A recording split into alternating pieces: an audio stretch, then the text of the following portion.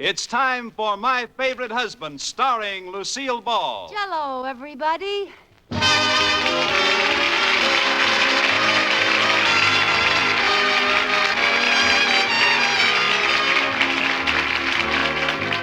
Yes, it's the new Gay Families series starring Lucille Ball with Richard Denning.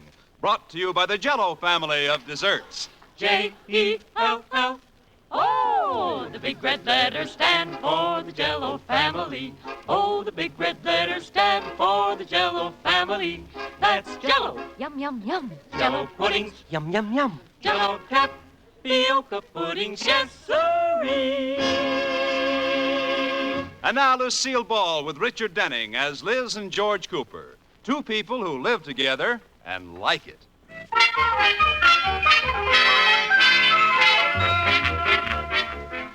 Every day in each American home, an old native custom takes place. An ancient tribal ritual called waking up in the morning. Now, everyone has his own interpretation of how this should be done. For instance, at the Coopers, George opens his eyes, bounds out of bed, flexes his muscles, and says, "Oh, I'm glad I'm alive." And Liz, not to be outdone, opens one eye, looks around, and says, I wish I was dead. and then the daily ritual settles down to serious business as George Cooper is faced with the problem of getting Sleeping Beauty out of bed. Come on, Liz, it's time to get up. Yeah, I am. Just one more. Come on now, Katie's getting breakfast. It's 7:45. Yes, dear. All right. Well, why don't you get up? Why don't you get lost? I'm practically dressed. Oh, sure. How can you sleep so long? You must be part bear. I am not. I'm wearing my long flannel nightgown. Here I come, George. I'm getting up right now. 1, 2. Come on now, Liz. I'll pull the covers off. Oh, just one more minute. I'll tickle your feet. I'm up. Get moving. I'll pour cold water on you. No. I'll get my camera and take a picture of you and your curlers and cold cream. I'm up, so help me, I'm up. That works every time.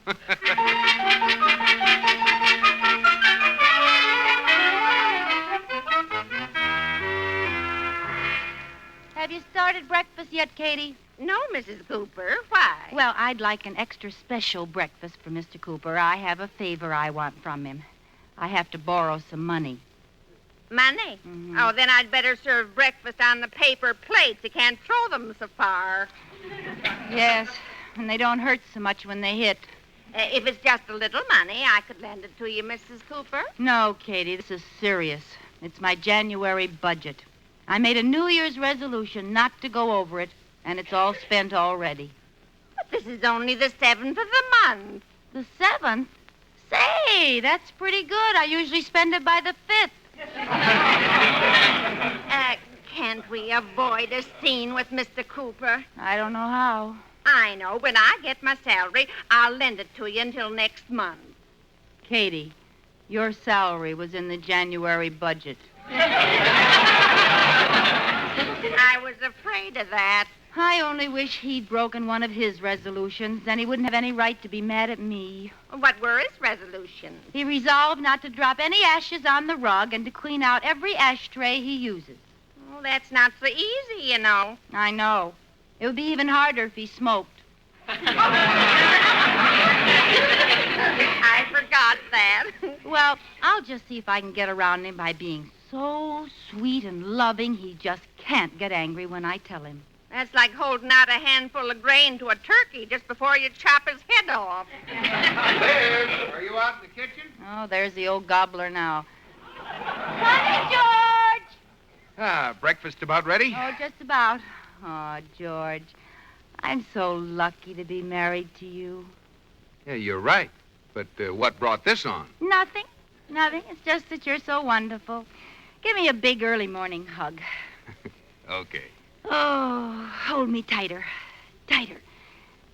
Oh, but Liz. Go on, pretend I'm a sack of walnuts and crack my shells. Kiss me, George. Oh, you talked me into it.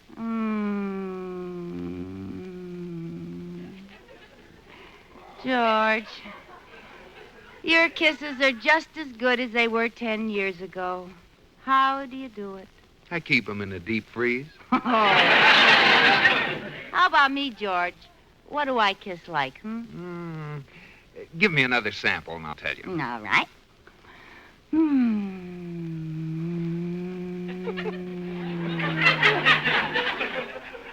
Well, what do I kiss like? Like you were over your January budget. You always know, don't you? I don't believe it. You used all the money I gave you for this month, and January's only a week old. How could you do it? Ooh, I'm a stinker. Liz? George, put down that knife. Huh? Oh.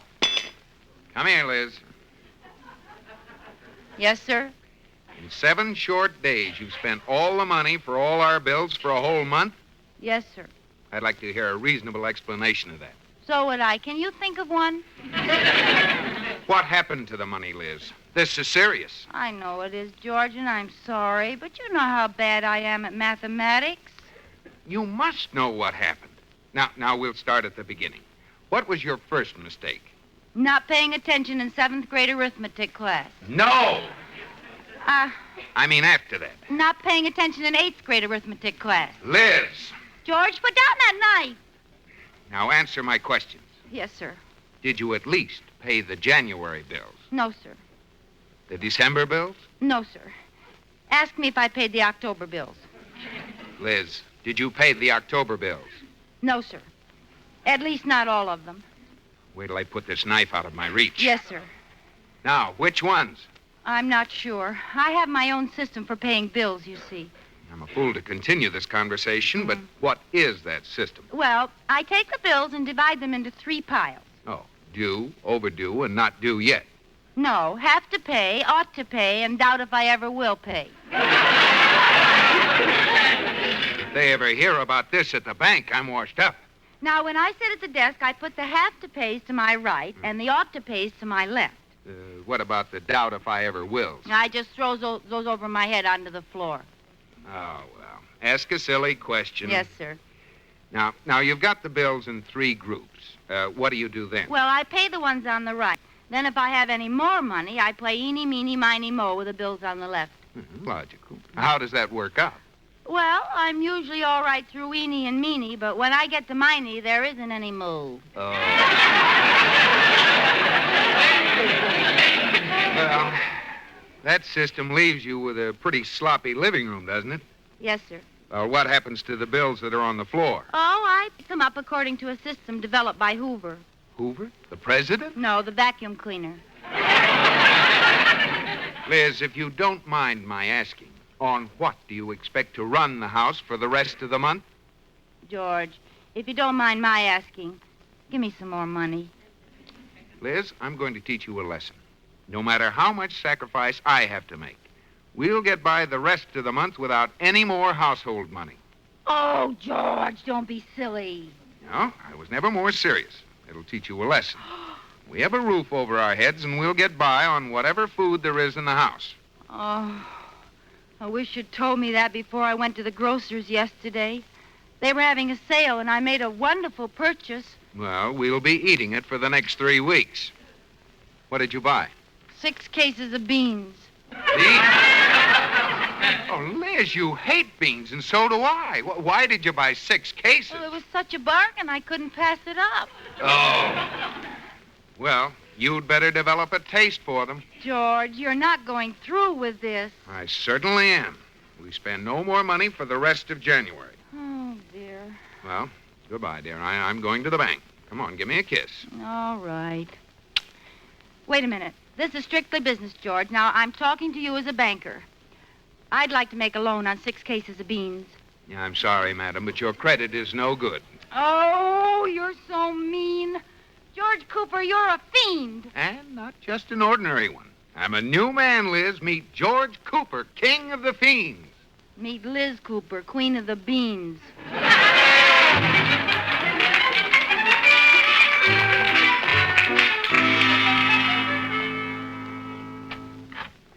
I'm home. Hi, dear. How'd things go today? Just fine. Didn't have any trouble getting along without cash, did you? None at all. What's for dinner? I have the menu right here. Bean soup, bean salad, baked beans, and for dessert, bean meringue pie. Oh. Why didn't I think of this earlier? Do you want to back out? No, it isn't that. I had beans for lunch.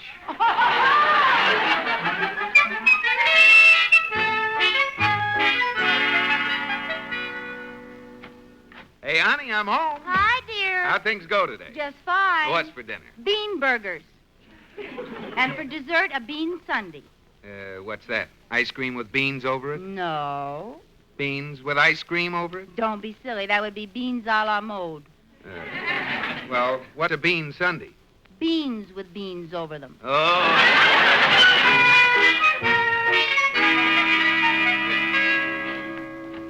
Hey, honey, I'm home. Hi, dear. How'd things go today? Just fine. What's for dinner? How would you like a nice, juicy sirloin steak? Liz, you didn't manage to get one. That's right. I didn't. We're having beans. How are you fixing them tonight? Oh, you'll love them, George. We took the beans and froze them into the shape of little hats. They're called beanies. Well, if the food is going to be bad, at least the jokes could be better. Yes, sir. You know, George, you could put an end to this as quick as you started it. Come on, let's go out and buy dinner. No, sir. I'm seeing this thing through. As a matter of fact, I'm not very hungry. I had a big lunch. George Cooper, did you spend money for lunch? No, Mr. Atterbury paid for it. We were entertaining Mr. Taylor. He's the president of that factory they're building, and he'll decide which bank they do business with. Oh, never mind the details. What did you have? Oh, pork chops. Pork chops.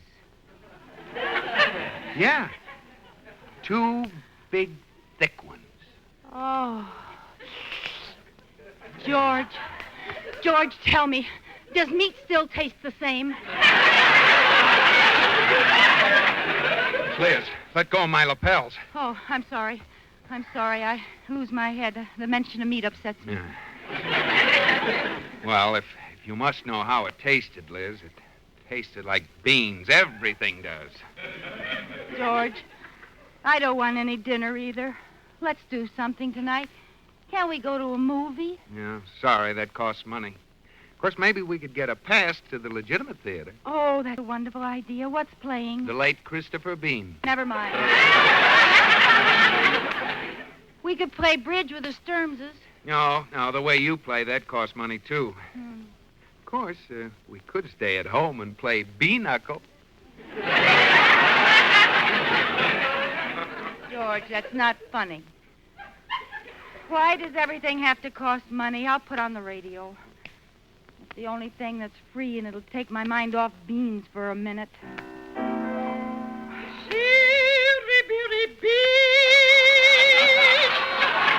it off! This is a conspiracy. Well, we'll just stay home and look at each other. That ought to be pleasant. Well, you don't have to sound so hopeless. Hey, whatever happened to the fine art of conversation? Conversation? Why, George, we couldn't possibly have anything to say to each other. We're married. Nonsense. We'll just sit right down and have a very interesting conversation.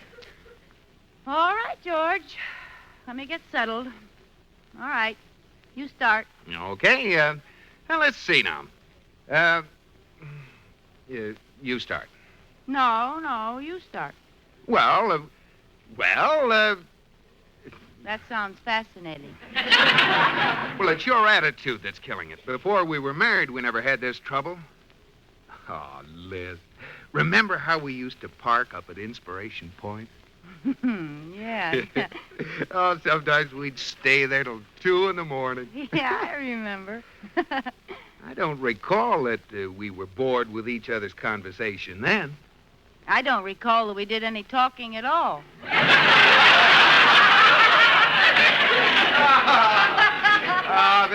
This is more like it. Yeah. Oh, what fun we used to have. Mm-hmm. Remember the time I took you skiing and we were snowed in at that lodge? And the fun we had until they rescued us? What's the matter, Liz? You never took me skiing in your whole life.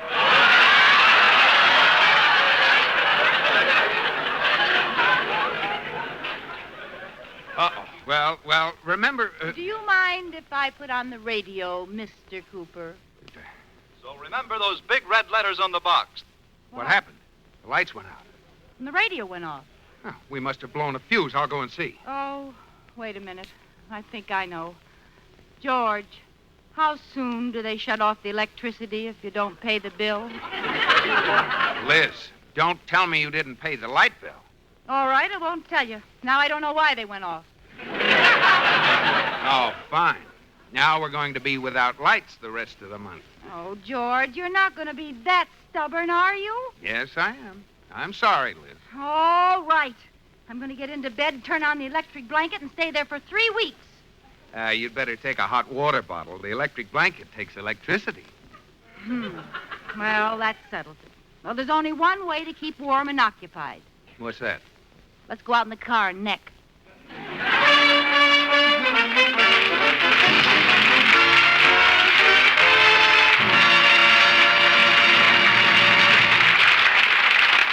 Liz and George will return in just a moment. When the United States was still a young and growing nation, there came forth from all parts of the country idealists to create utopia. For example, there was John Humphrey Noyes, who dreamed up the Oneida Community in New York in 1847. It was designed to do away with sin and greed. In order to keep the community alive, small manufacturing industries were started.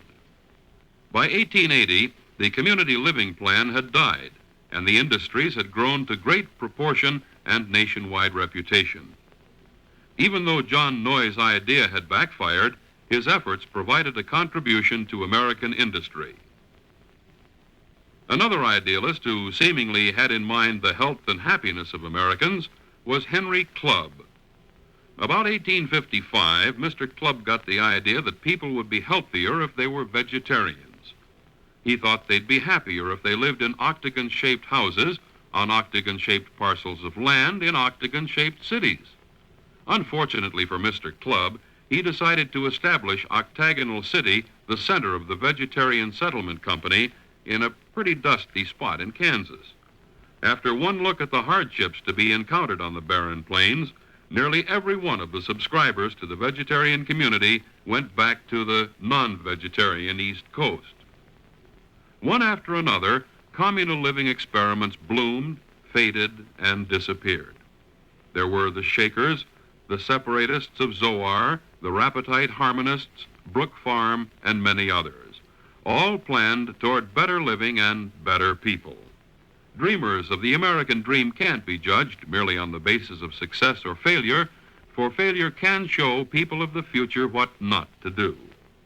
American men and women built the United States into a great nation because they conceived their ideas and tried them out. This is indeed part of the great American dream, a dream which has become a decisive reality.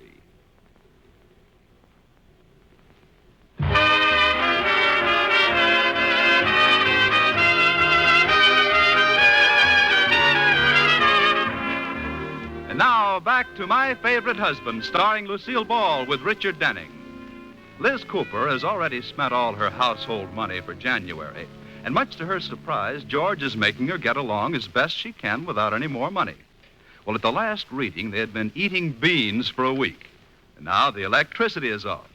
Liz is beginning to crack under the strain. Oh, Katie. What's the matter, Mrs. Cooper? What next? Now we're all out of candles. Oh, why does Mr. Cooper have to be so stubborn? Because he's a man. I know. My first husband, Clarence, couldn't be rushed into anything either. He took me out every Thursday night for 7 years while we were engaged. Every Thursday? Yes. Then we got married, and we didn't have anything to do on Thursday night. Oh, Katie. Katie, I just thought of a plan. I'm going to charge some groceries and tell George I found the money in an old purse. I'll call Rafferty's Grocery. They carry everything, and they always have such good stuff. Rafferty's Grocery and Delicatessen. You can eat it, drink it, chew it, slice it, or smell it. We sell it. Oh, hello, Mr. Rafferty. This is Mrs. George Cooper. Yes, I need a lot of things today. Send me 6 lamb chops, 2 potatoes, corn, peas, sugar, bread, butter, and milk. Oh, and charge it. Now, did I forget anything? Yep, you forgot to check your husband. He stopped your credit. What? Well, if that isn't the dirtiest trick, the nerve of him thinking I'd charge something behind his back. Too bad, too. Got some wonderful specials. Could give you a real good buy on beans. Oh, no. Goodbye, Mr. Rafferty. I'm just going to call George up and give him a piece of my mind.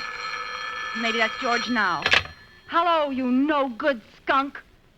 This is the operator. Uh-oh. I'm sorry. Your phone is being disconnected.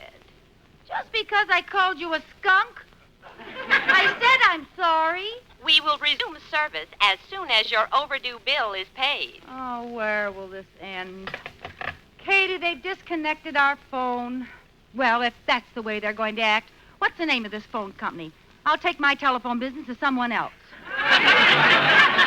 Mrs. Cooper, you can't do that. There's only one phone company. Well, I'll think of something. I'll get a carrier pigeon. Get 2, one for messages and one for dinner. I knew it. They called to apologize. You're too late. I've decided to use pigeons. Liz, what are you talking about? It's no use, George. You can't talk to me. They've disconnected the phone. Hang up. Now, wait a minute.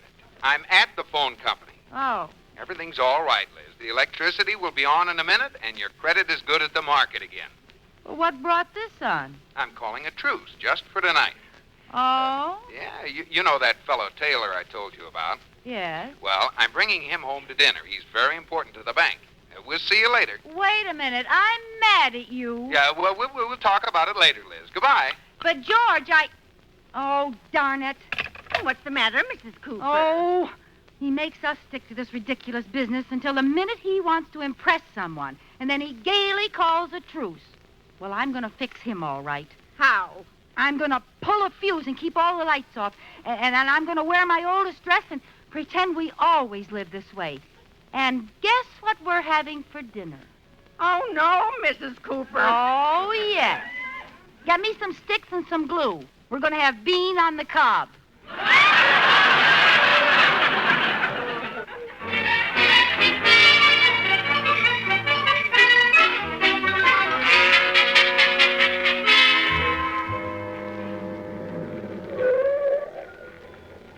Well, here we are, Mr. Taylor. Well, I must say, Cooper, you have a nice-looking place, but are you sure your wife is expecting us? Oh, I'm sure she is. Why?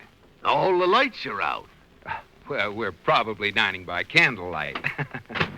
Well, it's wonderful. I can't wait to get a home-cooked meal.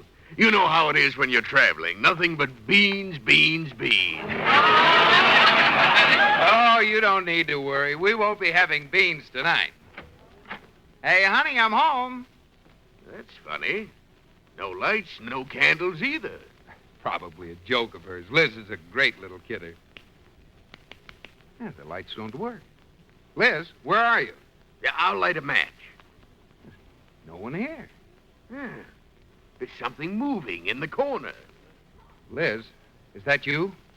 George, you've come back. You haven't forgotten your poor, starving wife. What? Did you bring some food? A crust of stale bread, a glass of warm water? Have you gone crazy? Yes, I think I have. Why wouldn't I? Cooped up here for years with no lights and no food. I'm going mad! Well, this is most peculiar, Cooper. Is this some kind of a joke? Yes, of course it is, Mr. Taylor. Liz, why aren't the lights turned on? Lights? Oh, that's that new invention you told me wasn't perfected yet. What are you trying to do? Who's that with you? Oh, now stop it, Liz. What will Mr. Taylor think? How do you do, Mr. Taylor? Hello, Mrs. Cooper. Tell me, Mr. Taylor, What's it like out there?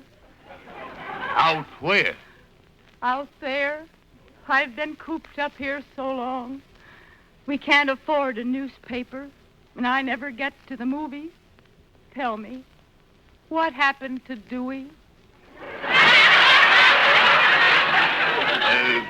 He lost.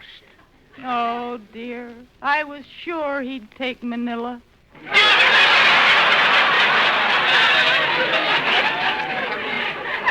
Oh, Liz, cut it out.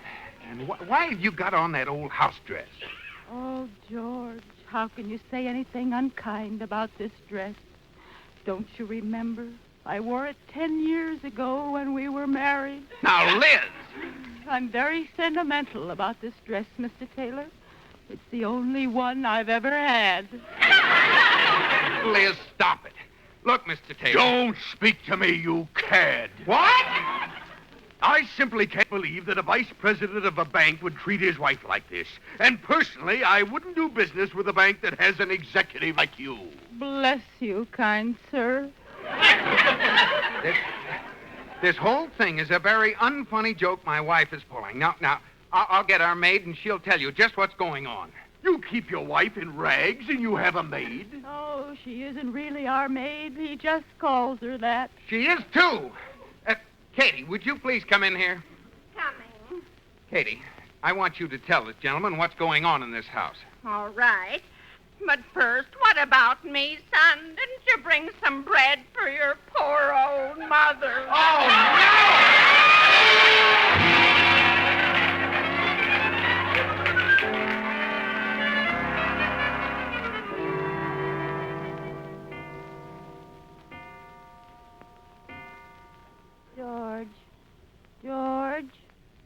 George, you're not mad at me, are you? I haven't decided. Now let me go to sleep. Well, you'll have to admit I gave Mr. Taylor a beautiful steak dinner. Oh, sure. After you had your fun. Well, maybe you won't be mad at me when I tell you I've got my accounts all straight. I don't owe a cent to anyone. I'm afraid to ask, but how did you manage that? I wrote an article and sold it to the daily paper. An article? Mm-hmm. What about? 100 different ways to fix beans.